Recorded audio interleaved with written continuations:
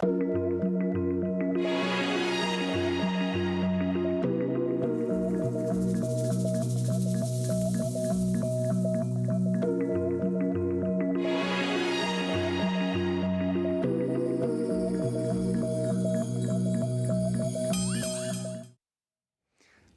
et merci de nous retrouver pour la foi prise au mot. Cette semaine, je vous propose de parler de liturgie en posant la question qui fâche.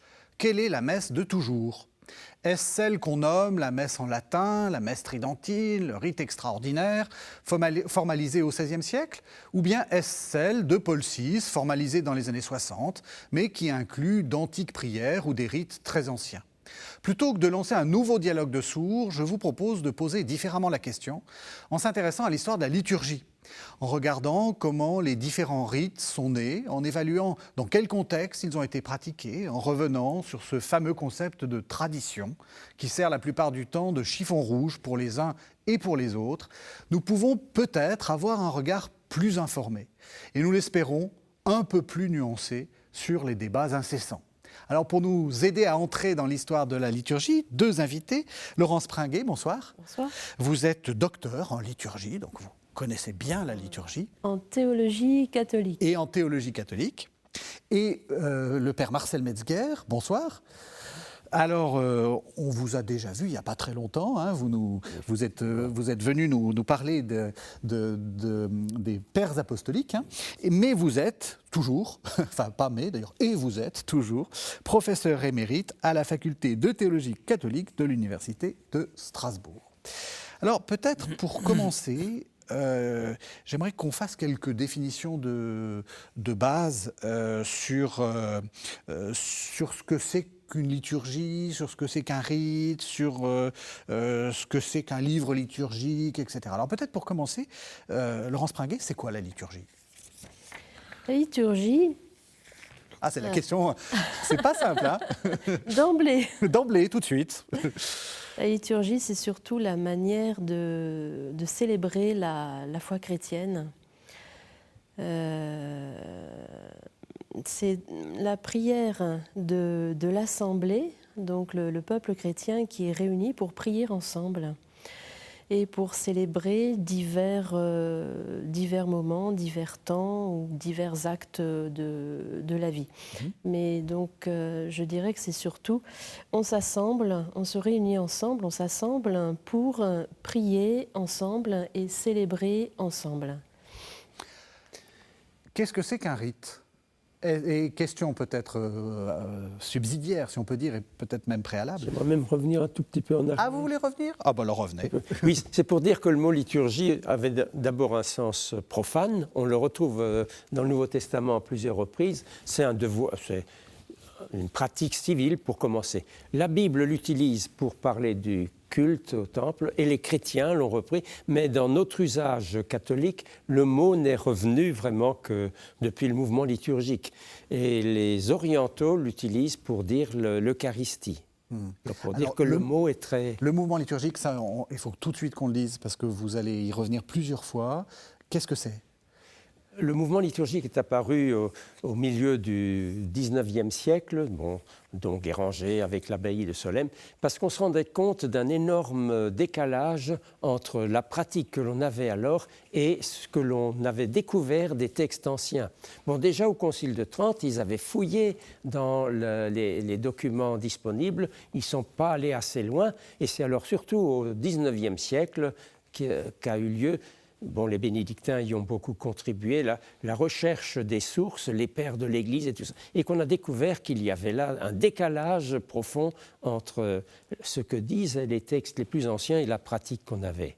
Alors, le mouvement liturgique est né de là pour dire qu'il fallait retrouver la façon de...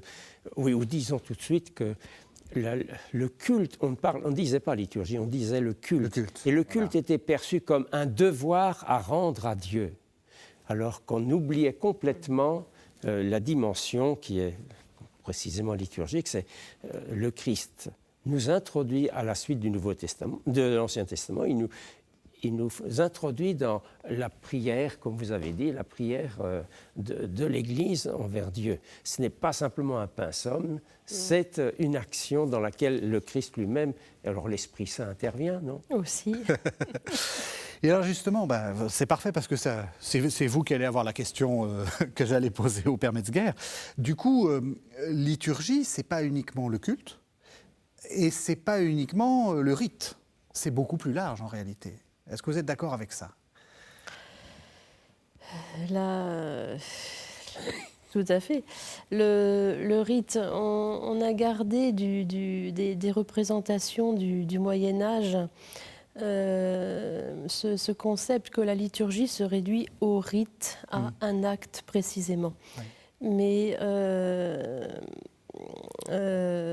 c'est pas ça du tout. Enfin, Marcel pourra davantage dire pour le second millénaire, mais moi je suis davantage spécialiste des premiers siècles oui. de l'histoire du christianisme. Et la liturgie, on s'assemble pour célébrer, mais ça dépasse en présence du Christ, inspiré par l'Esprit Saint, mais ça dépasse le seul rite ou l'acte rituel ou un acte liturgique.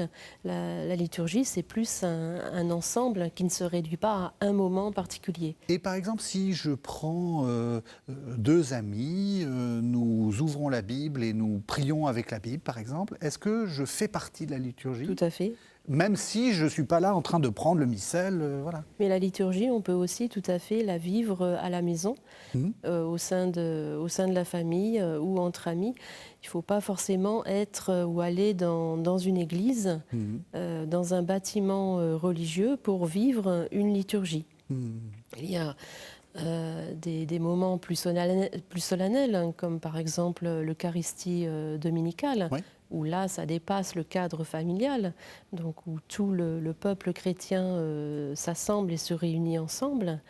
Mais la liturgie, on peut la vivre aussi chez soi, en priant ensemble, ou en lisant la parole de Dieu ensemble, et en la commentant ensemble. Alors, question plus difficile, pourquoi est-ce qu'on a besoin de rites? Pourquoi est-ce qu'on a besoin de rites? Moi, j'ai des amis protestants qui me disent, donc c'est des amis plutôt évangéliques, qui me disent, ils sont pasteurs, ils me disent, si je suis la moindre prière écrite avant la célébration, et si je ne suis pas l'esprit et l'improvisation comme fait faire l'esprit, ça ne marche pas. Alors, est-ce qu'on a besoin de rites? L'homme est un animal rituel, peut-on dire. Bon, les rites sont introduits depuis l'Ancien Testament. Enfin, Jésus les a repris, il a simplifié énormément par rapport à l'héritage de l'Ancien Testament. Il en a gardé les principaux. Les rites, mais notre nature humaine est faite, nous sommes des êtres physiques avec des... nous avons, la communication se fait par des contacts, etc. Alors, Dieu, dans l'Ancien Testament, puis Jésus ensuite dans le Nouveau, a privilégié un certain nombre de gestes, comme celui du repas, pour commencer. Dans le repas, il se passe énormément de choses, et nous avons continuellement, dans cette pratique de Dieu, puis du Christ, à partir de gestes humains, il vient révéler une présence, une action, et nos rites, au fond, c'est essentiellement des gestes. Bon, Dieu, nous ne le voyons pas, le Christ non plus. Non. Et c'est par des gestes humains que nous représentons ce que Dieu accomplit pour nous. Bon, l'Eucharistie, alors c'est évident avec toute la signification du repas, tout ce qu'il apporte, tous les contacts qu'il fait. La liturgie, c'est un ensemble de gestes dans lesquels nous voyons l'action de Dieu et l'action de l'Esprit Saint. Alors, liturgie, rite, maintenant rituel. le fait que ça soit écrit dans un livre, c'est ça, hein, je ne me trompe pas sur la définition, que ça soit écrit dans un livre, etc., qu'il ne faille surtout pas utiliser un mot différent de ce qui est écrit. Vous dites, vous êtes spécialiste des premiers temps. Est-ce que ça existe dans les premiers temps et pourquoi est-ce qu'on en a besoin ? Alors, les rituels et les manuels de théologie ou les traités de théologie n'existent pas dans les deux premiers siècles. Alors, on a quelques... c'est surtout pour la prière, par exemple, on a quelques règles de base et puis on improvise. La mise par écrit et la fixation des prières, ça intervient beaucoup plus tardivement. Mais à l'origine, dans la Bible, on a très peu d'informations sur la liturgie, la façon dont les premiers chrétiens célébraient. Et dans les écrits des 2 premiers siècles, on n'a pas beaucoup d'informations. Parce que ce qui préoccupait les générations chrétiennes de cette époque-là, ce qui était le plus important pour eux, c'était la foi et la connaissance de Dieu, la connaissance du Christ. Ils attachaient beaucoup plus d'importance à cette connaissance du Christ qu'aux critères de validité des rites ou des formules qu'on peut employer dans telle ou telle circonstance. D'abord, surtout un élément matériel dont il faut tout le temps tenir compte. Nous photocopions, etc. Mais on est dans tout le premier millénaire, l'écrit est rare. Oui. On n'a pas le support pour mettre tout cela, donc c'est essentiellement la tradition orale qui permet, enfin c'est par la tradition orale que l'on transmet les choses, et il y a toujours une certaine souplesse là-dedans. On ne va pas redire mot à mot. Bon, on peut rajouter, on peut modifier. C'est seulement alors, surtout avec l'imprimerie, qu'on entrera dans une période de fixisme où l'on peut effectivement contrôler ce qui est dit. Oui, parce qu'il y a quelqu'un qui sait lire, qui peut lire par-dessus l'épaule et qui dit « ah non ». Même avec les manuscrits, dans les manuscrits, il se partageait le travail par équipe. Mettons un livre, des petits morceaux à chacun. Alors il y en a un qui avait une écriture un peu plus serrée, si bien que quand on les mettait ensemble, il restait parfois des morceaux de parchemin qui n'étaient pas couverts. Alors on rajoutait quelque chose, et puis quand on prenait ça à la lettre, si c'était une oraison, on la rajoutait tout à coup. Oui. Vous avez dit la tradition orale, ça c'est très important, parce qu'il y a des hymnes. Hein. On voit bien qu'il y a des hymnes, peut-être que déjà chez Paul, il y a des choses plus ou moins fixées, etc. Donc, comme nous, on chante beaucoup et là, on fixe aussi certaines choses quand même. Oui, ce n'est pas la fantaisie, la tradition orale. Oui, c'est très important. On a le souci de redire ce qui a été dit, mais il peut toujours y avoir une petite marge personnelle.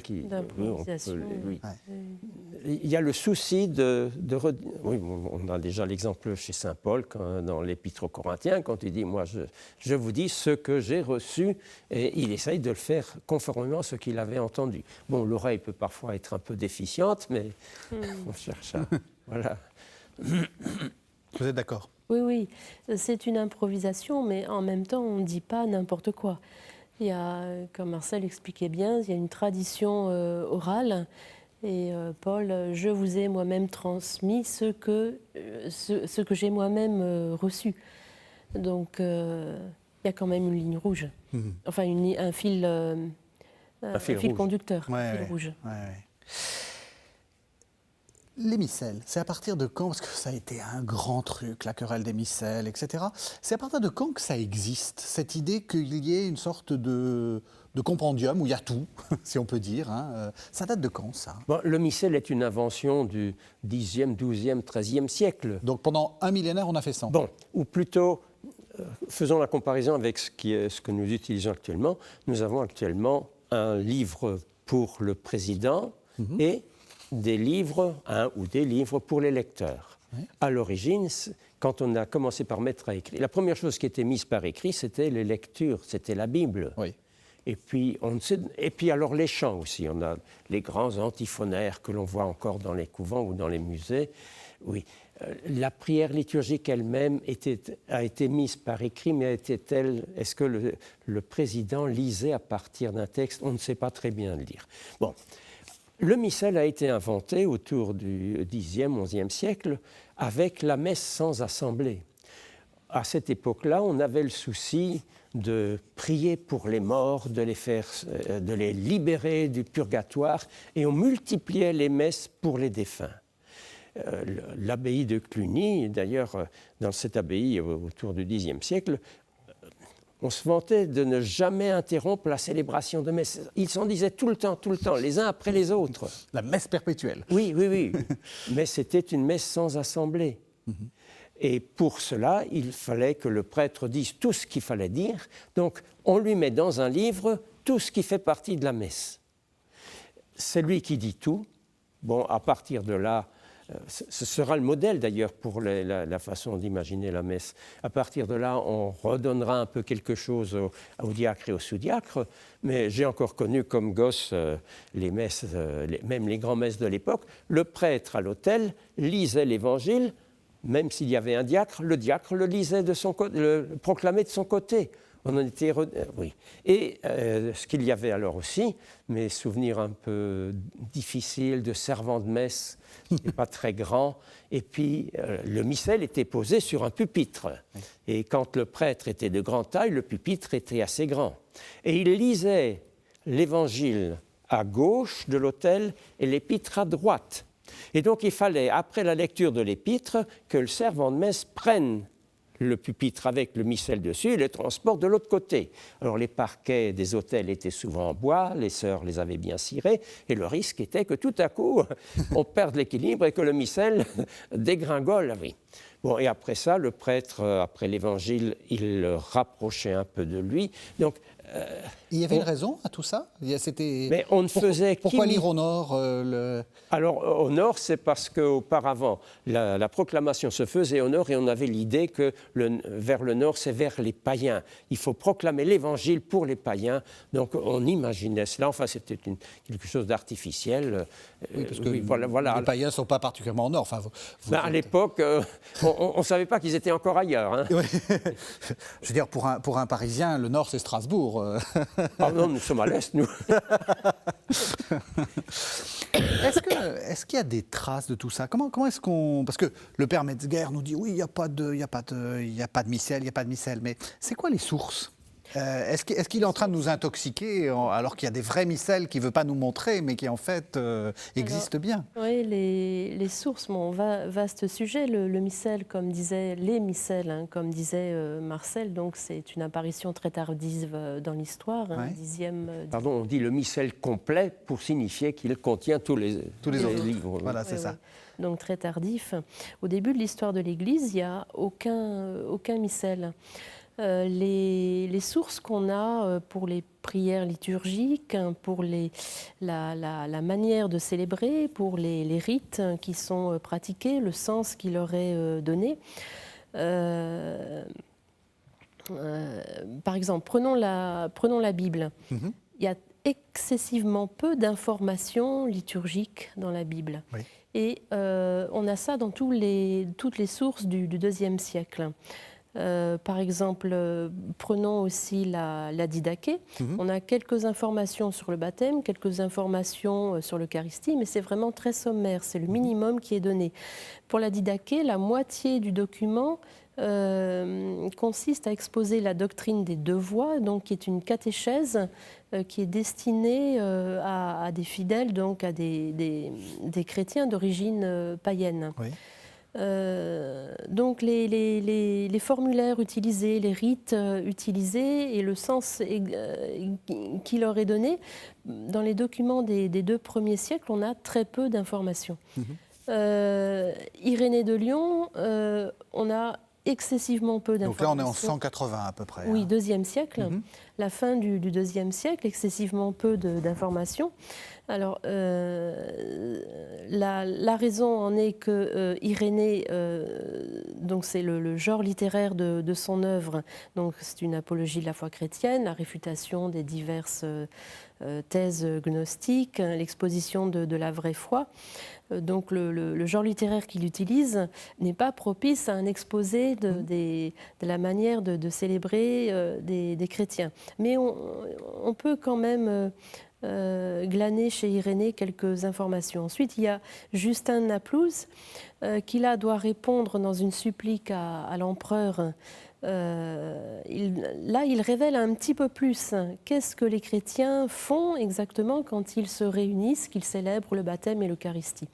Parce que donc des rumeurs courent sur les chrétiens en les accusant d'anthropophagie, et donc Justin doit se justifier devant l'empereur en lui exposant ce qui est fait dans les célébrations, il n'en est rien. Mais on voit que jusqu'à la fin du IIe siècle, la préoccupation dans les sources chrétiennes, ce n'est vraiment pas de décrire et de consigner les formules, enfin les prières qui sont dites. Et alors les premiers recueils, c'est quand? Alors ça, les premiers apparaissent au IIIe, IVe siècle. D'accord. Mais donc là, on bascule dans une autre configuration sociologique des communautés chrétiennes. Les communautés se sont développées, elles ont acquis un certain poids social dans l'Empire romain à cette époque-là. Donc les communautés ont grandi en nombre, donc le clergé aussi proportionnellement, bien sûr. Donc il faut organiser les célébrations. On ne célèbre pas de la même manière avec plusieurs dizaines, voire plusieurs centaines de personnes, comme on célèbre à une petite poignée de personnes. Donc il faut organiser. Donc c'est à partir de cette époque-là qu'on commence à mettre par écrit donc, certains formulaires, donc certaines prières dans ce qu'on appelle des recueils de tradition apostolique, donc, dont Marcel est l'un des spécialistes, il pourrait en parler aussi.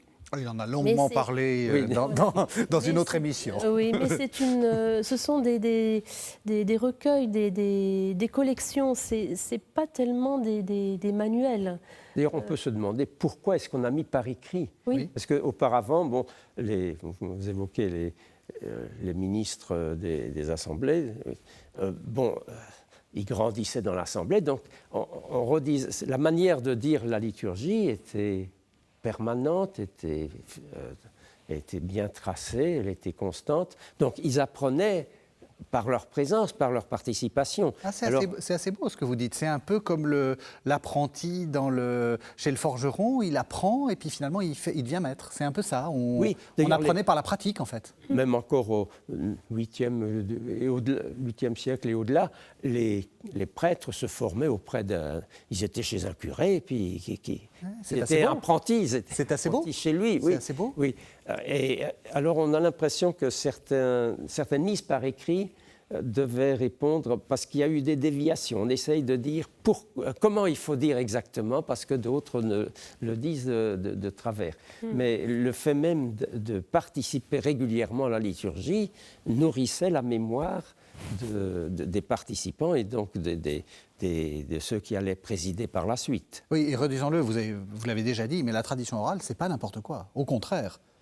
Oui, c'est pas de l'invention, c'est pas de la créativité constante. Oui. C'est pas de l'invention. Alors une précision aussi. Vraiment les deux premiers siècles et les troisième et quatrième siècles, on bascule dans une période historique différente.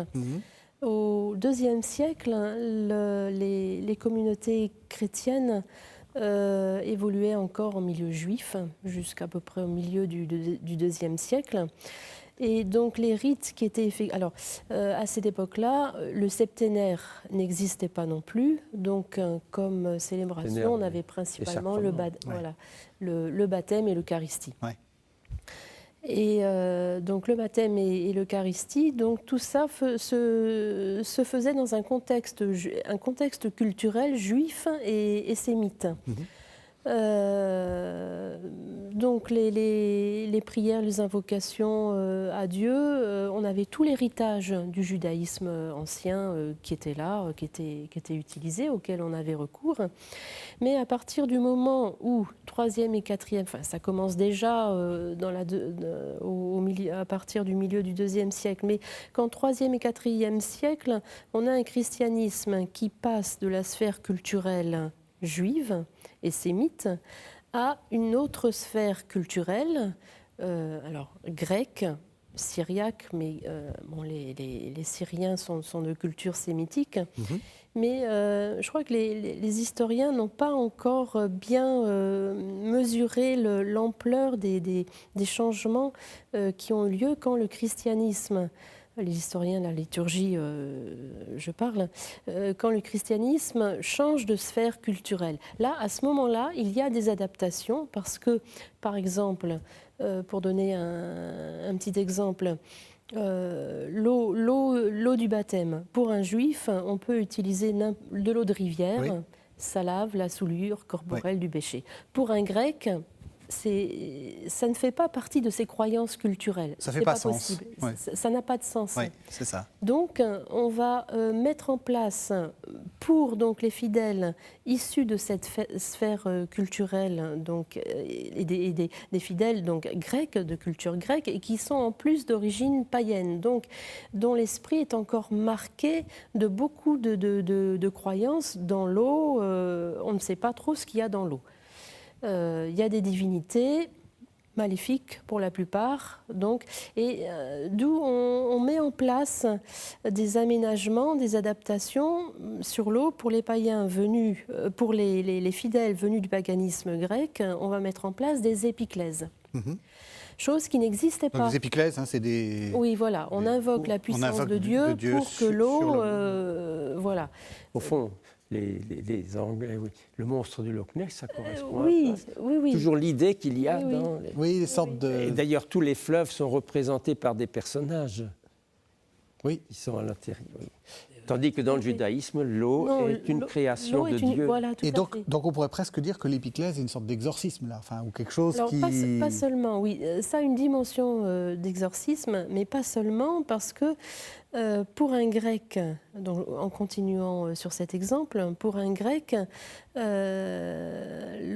de rivière ne peut pas laver la souillure provoquée par le péché qui naît dans l'âme. Bon, là, c'est lié. On est dans l'anthropologie grecque est assez différente de l'anthropologie juive et sémitique. Ouais. Donc, on va avoir sur le plan liturgique, mais dans l'Eucharistie, on a sous d'autres aspects, mais on a le même phénomène. Mais on va avoir des aménagements et des adaptations liturgiques pour rendre le rite recevable pour ces nouveaux convertis.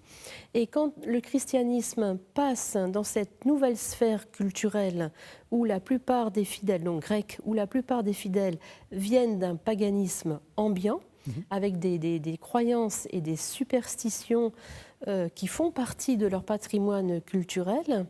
Donc on a des adaptations et là, on aperçoit que dans les sources, tout d'un coup, on se met plus qu'aux 2 premiers siècles, là on va se mettre à parler plus précisément de tel ou tel aspect des célébrations. Là, on est au cœur du sujet de notre émission. C'est-à-dire qu'en fait, est-ce qu'ils ont fait une rupture de tradition ou est-ce qu'en fait, ils ont fait une adaptation ou est-ce que justement, cette adaptation, c'est la tradition ? Au fond, c'est l'importance des cultures ambiantes qui font qu'une population recevant le christianisme ne le perçoit pas exactement de la même manière que ceux qui le lui annoncent. Et alors là, c'est la grande césure de l'époque carolingienne et au-delà. Le christianisme est annoncé à des populations qui ont une toute autre mentalité, bon, qu'on a appelé les barbares, enfin ce sont toutes les invasions qui sont venues, ils ont d'autres mentalités. Et surtout, ce qui me paraît très important dans ces populations, c'est des populations brutales. Quand on lit, que ce soit l'histoire des Francs ou encore celle des Anglais, à toutes Donc les tout ça, pages, c'est le 6e siècle. Oui, hein. mais- Bède le Vénérable et Oui. Grégoire de Tours. mais ça va continuer ainsi. Toutes les pages, il y a un meurtre. C'est vrai. Donc ils sont... Marqué dans la Bible, c'est pas toutes les oh, pages. oh, oui, oh, oui. Seulement, ils n'avaient pas la confession à l'époque. Alors ils étaient sauvés. Non, enfin, ça veut dire qu'ils portent une culpabilité en eux.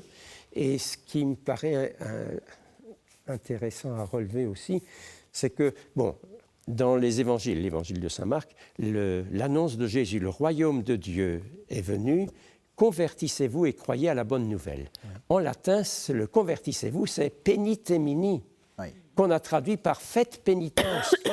Alors que notre Bible, notre traduction actuelle, c'est convertissez-vous, tournez-vous vers le Christ. Et ça a alors induit une sorte de mentalité pénitentielle, si bien que même saint François d'Assise était un pénitent, et il a fondé un ordre de pénitents. Alors le poids de la pénitence pèse énormément à partir de cette époque sur toute la tradition latine. Et donc du coup, on invente ou on met en place des rites pénitentiels. Dans la messe, le nombre de rites, bon, il y avait les prières que le prêtre disait tout seul pour lui, qu'on appelait apologie, mais dans lesquelles revient continuellement la demande de pardon. Le Seigneur prend pitié au début de la messe. Au début, c'était dans une litanie qui ne signifiait pas forcément « Seigneur, viens à notre secours », mais on l'a interprété, on lui a donné une tournure pénitentielle qu'il n'avait pas nécessairement. Et d'ailleurs, c'est le pape Paul VI, paraît-il, qui a insisté beaucoup pour qu'on maintienne ce rite pénitentiel au début. Au fond, il aurait plutôt sa place avant ou après la prière universelle, parce que ce sont les lectures de l'Évangile et puis les deux autres lectures qui nous rendent sensibles à notre condition de pécheur et qui nous mettent le doigt sur notre... C'est à partir de là qu'il faudrait demander le pardon. Donc, vous voyez, il y a encore des évolutions possibles. D'accord. Et allez-y, bien sûr. Vous avez parlé tout à l'heure, doit-on parler d'adaptation, de rupture enfin, moi, dans les domaines dans lesquels je cherche, donc jusqu'à la fin de la période patristique, c'est-à-dire, bon, avec Isidore de Séville, on est au 7e siècle, on peut parler d'adaptation, d'évolution. Il n'y a pas de rupture. Mais peut-être à l'occasion, donc on pourra en parler après plus précisément, mais à partir de l'époque mérovingienne, bon, qui est vraiment chaotique d'un point de vue historique, politique et sociologique, là, les ruptures vont commencer à apparaître. Il y a eu aussi au cours de l'histoire, 2000 ans d'histoire, il y a eu aussi des véritables ruptures qui sont en contradiction avec l'enseignement des apôtres. Est-ce que vous pouvez prendre un exemple ? Alors bon, je ne sais pas si c'est le meilleur moment d'en parler. Peu importe. Non, parce que c'est vrai qu'on on avait prévu un petit plan, mais le mieux, c'est que vous en parliez, bien sûr. D'accord. Sur la pneummatologie, donc par la exemple. doctrine de l'esprit. Oui. Le don de l'esprit. Durant toute la période patristique, la façon dont on se représente l'action de l'Esprit Saint par rapport au rite, donc le don de l'Esprit, c'est une initiative divine.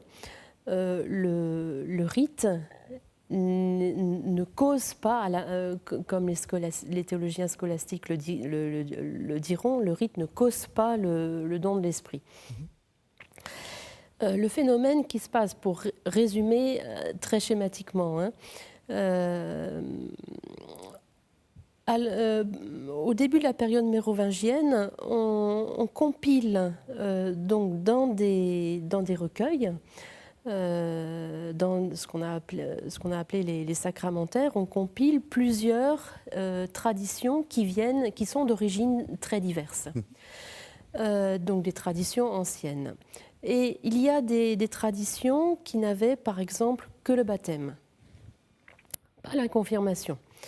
Et il y avait d'autres traditions qui avaient le baptême et qui ensuite avaient donc ce qu'on a appelé plus tard la confirmation, donc une imposition des mains demandant le don de l'esprit.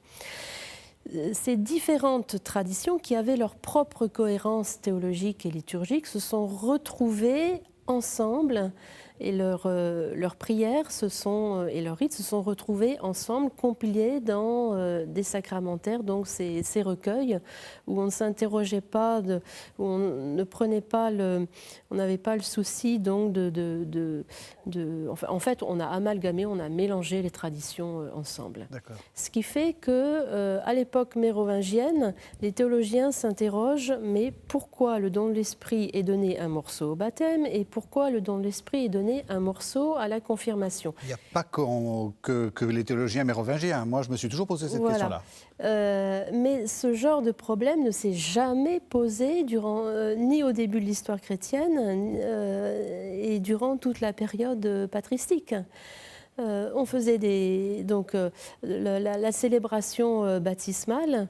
L'imposition des mains, c'était simplement une prière. Oui. Saint Augustin disait, mais qu'est-ce que l'imposition des mains sinon une prière? Et Saint Augustin, Isidore de Séville ou bien Ildefonse de Tolède disait, mais aucun ministre, aucun rite ne peut donner le Saint-Esprit. On demande à Dieu simplement pour que Dieu donne s'il juge le cœur du fidèle prêt. Donc, à l'époque mérovingienne, ce qui se passe, c'est qu'à cause des guerres et des violences, des famines qui ont perturbé la transmission des traditions orales, les dépositaires de ces traditions disparaissent dans les guerres. Donc, les personnes encore capables d'expliquer, on fait tel et tel rite, mais voilà le sens que ça a, ces personnes disparaissent. Et on peut pas les remplacer. Elles disparaissent à jamais. Et dans ce phénomène de rupture, il y a aussi la mémoire de l'homme. L'homme est un être humain faillible et la mémoire de l'homme est faillible. Et donc, on arrive à l'époque mérovingienne, donc les dépositaires, les personnes capables d'expliquer le sens des rites que l'on fait ont disparu, et on se retrouve avec des compilations de prières, de rites. En fait, on a l'étagère, mais on a perdu la notice permettant de construire l'étagère et de voir ce morceau-là, avec quel morceau il va. Ouais. Et donc, on a les mérovingiens donc, s'interrogent, mais pourquoi le Saint-Esprit est donné au baptême, un morceau, un autre morceau à la confirmation? Et tout ça, ça va former le terreau dont alors là on saute encore quelques siècles, dont les scholasticiens au XIIe et XIIIe siècle, ils vont reprendre cet héritage et ils vont essayer de reconstruire sur les ruines du passé une sacramentaire dont beaucoup d'aspects sont partis aux oubliettes de l'histoire. Donc ce qu'ils ont à leur disposition, c'est les sacramentaires, donc les manuels, les recueils, les compilations de prières, de formulaires liturgiques. Ils ont les textes des pères, mais ils ne savent pas faire la différence entre... c'est pas des historiens, je veux pas leur jeter la pierre, c'est pas des historiens. Et comme vous dites, il n'y a plus la transmission. Voilà, ils n'ont pas les outils que nous avons à notre époque.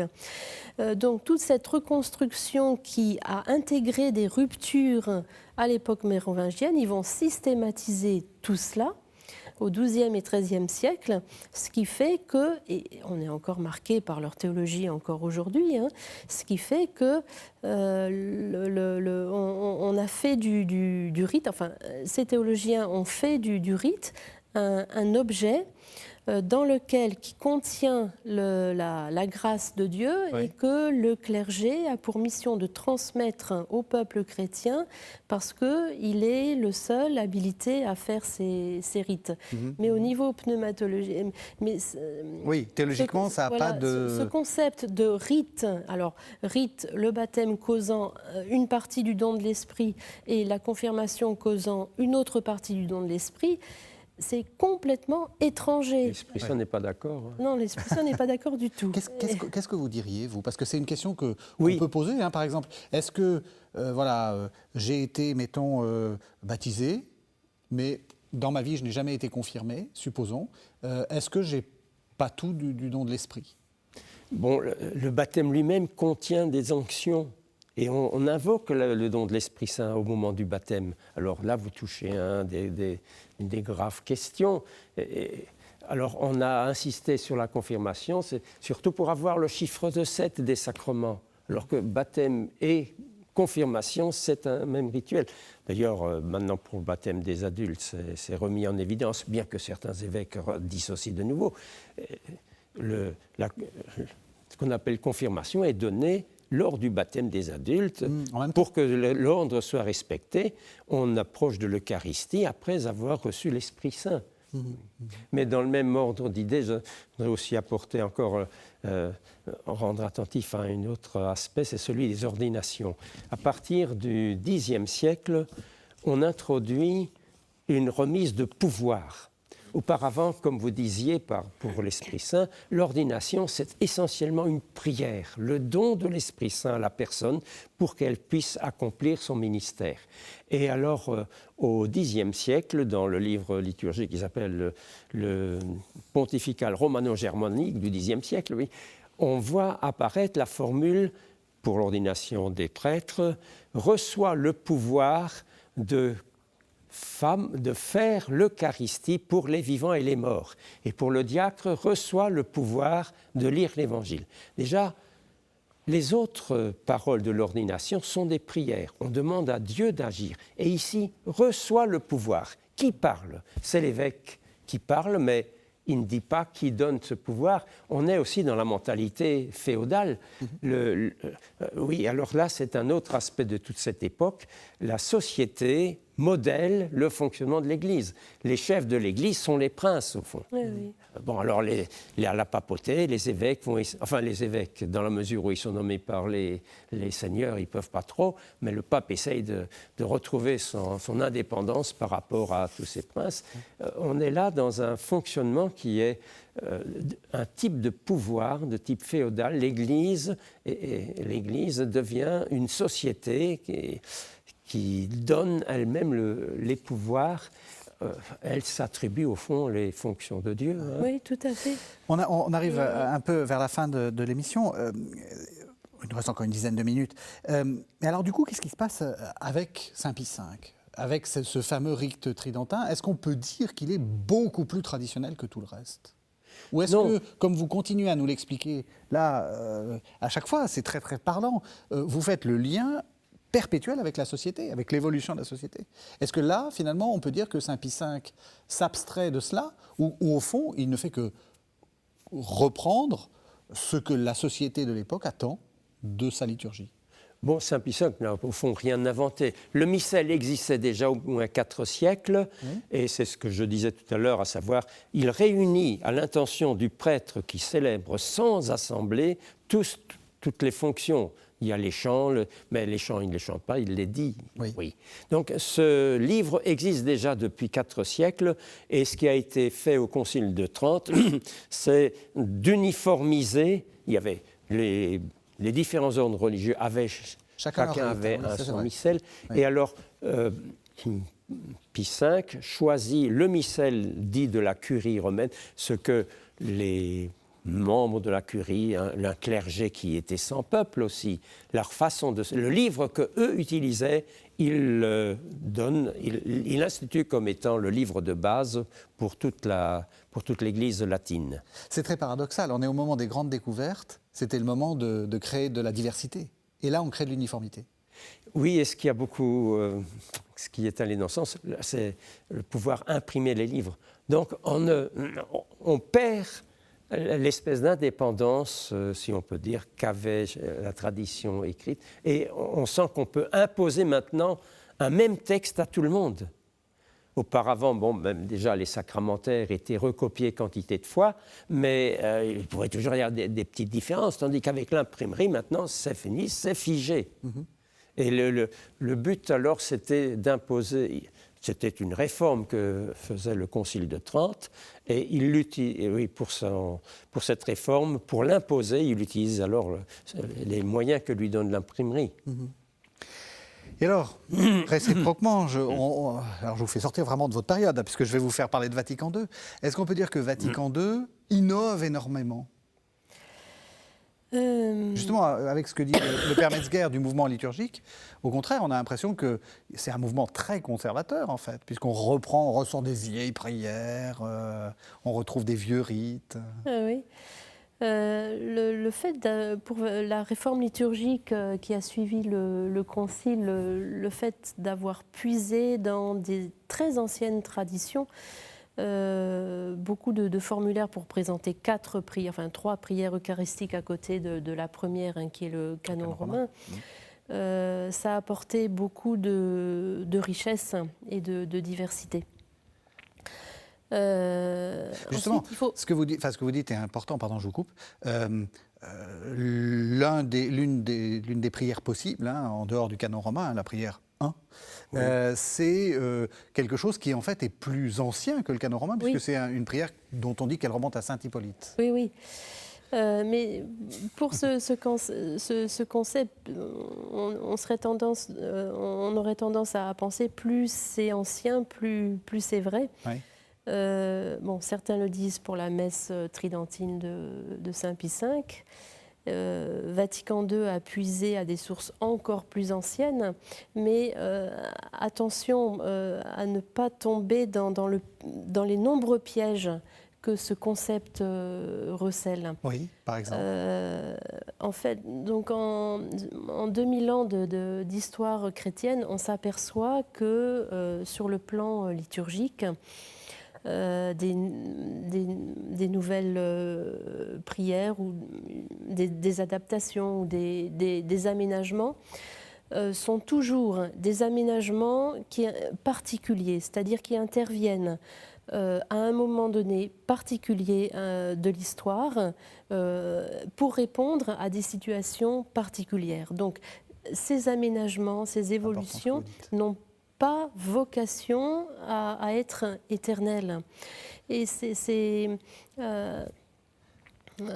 serait tomber dans le piège de l'immobilisme et du conservatisme que de faire d'un aménagement ou d'une liturgie qui est mise en place à une époque, à une période particulière de l'histoire,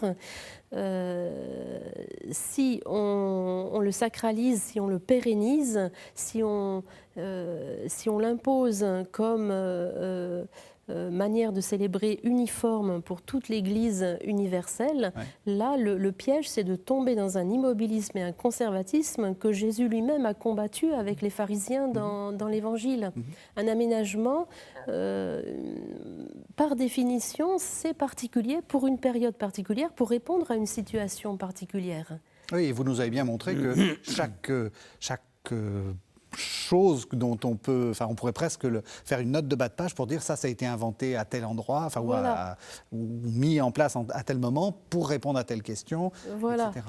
Donc, mais ce que le Concile a surtout voulu faire, c'est de renouer avec les origines, montrer la continuité depuis le Christ, les apôtres, à travers tous les siècles.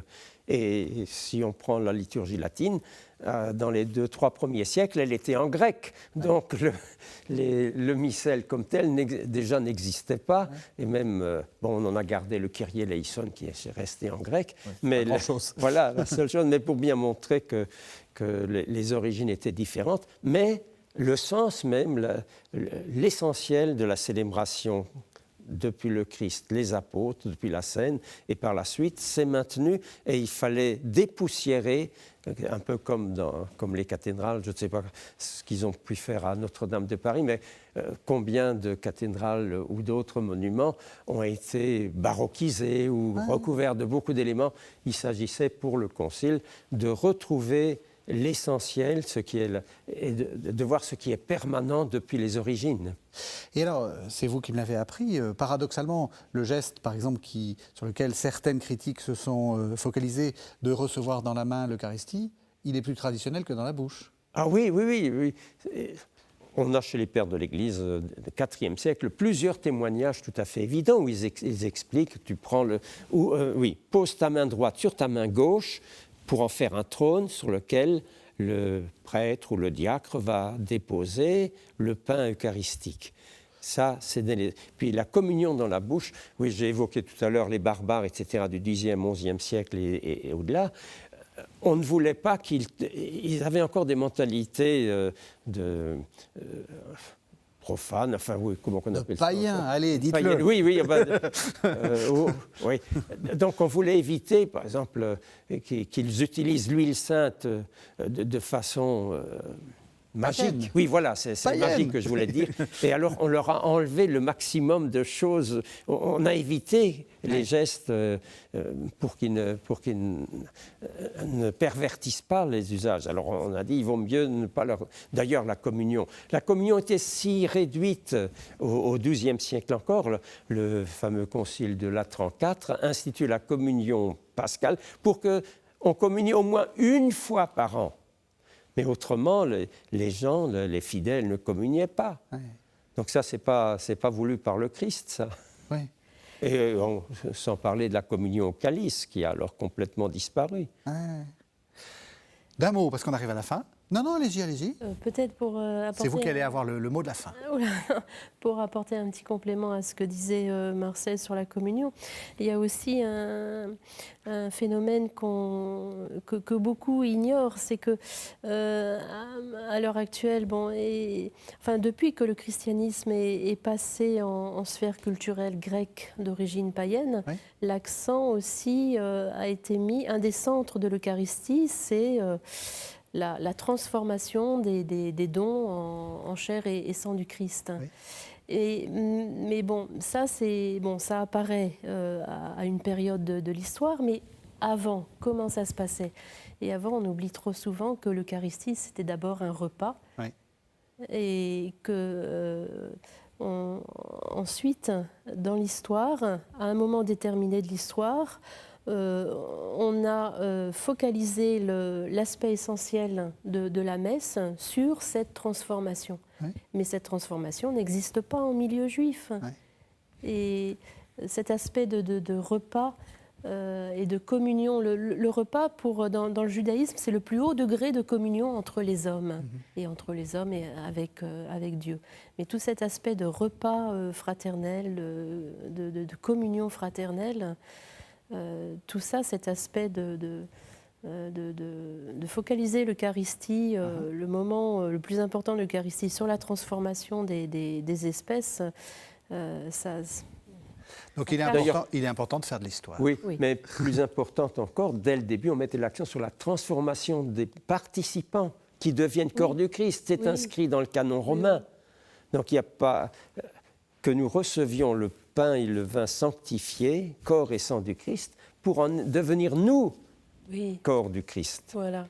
Donc il faut lire Marcel Metzger pour mieux comprendre la liturgie dans l'histoire aux éditions des Clés de Brouwer. Et justement, je crois que ça, c'est un peu la conclusion à laquelle vous nous amenez. Il est très important de faire de l'histoire pour mieux comprendre la liturgie. Merci vraiment à tous les deux. Merci de nous avoir suivis. Vous savez que vous pouvez retrouver cette émission sur le site internet de la chaîne www.ktotv.com et on se retrouve la semaine prochaine.